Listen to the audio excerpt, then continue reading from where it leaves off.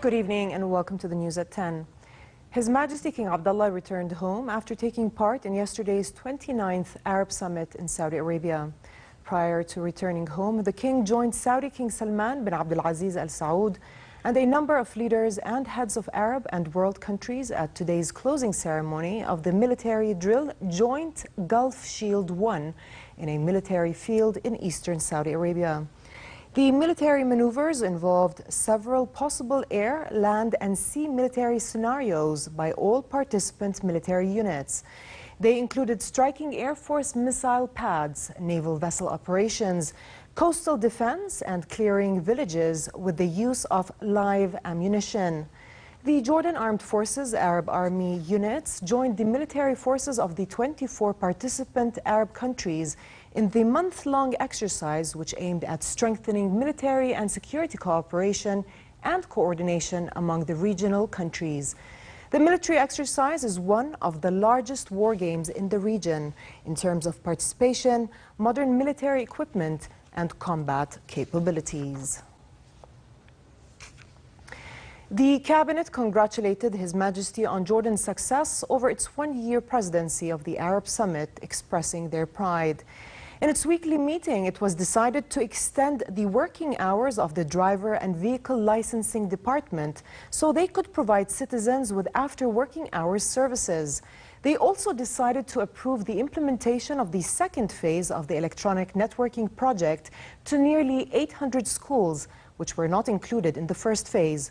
The project aims to support the Ministry of Education's efforts in developing education and strengthening the use of technology in the educational system. Minister of Foreign Affairs and Expatriates Ayman al-Safadi and his German counterpart Heiko Maas saw eye-to-eye on Syria in their discussion of the latest developments there.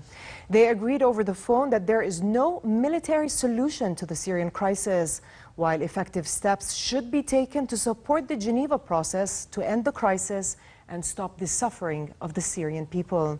The two foreign ministers also reviewed the outcome of the Arab Summit in addition to regional developments, including ending the deadlock over the Palestinian-Israeli peace process.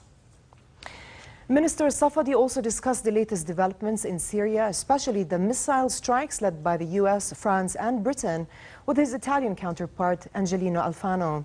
During the phone conversation, Safadi said efforts should be made to reach a political solution to the Syrian crisis to preserve the country's unity on the basis of the UN Resolution 2254. Jordan considers the use of chemical weapons a crime against humanity and supports an international investigation of its use, and also stands by the Syrian people to end their suffering. The United States accused Russia of blocking international inspectors from reaching the site of a suspected poison gas attack in Syria and said Russians or Syrians may have tampered with evidence on the ground.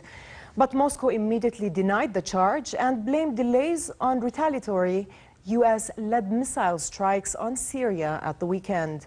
Inspectors from the Organization for the Prohibition of Chemical Weapons traveled to Syria last week to inspect the site but have yet to gain access to Douma. They aim to collect samples, interview witnesses and document evidence to determine whether banned toxic munitions were used, although it is not permitted to assign blame for the attack. Meanwhile, Britain and France face scrutiny at home over their involvement in the attack on Syria. British Prime Minister Theresa May told Parliament she did not seek a green light for the attack from them due to the need to act quickly. While in France, the Conservatives, the far left and the far right have all criticized the strikes.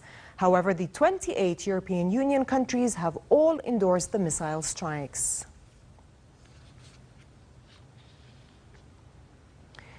In sports, Australia's Tyler Wright advanced into the quarterfinals of the Margaret River Pro after progressing through rounds 2 and 3.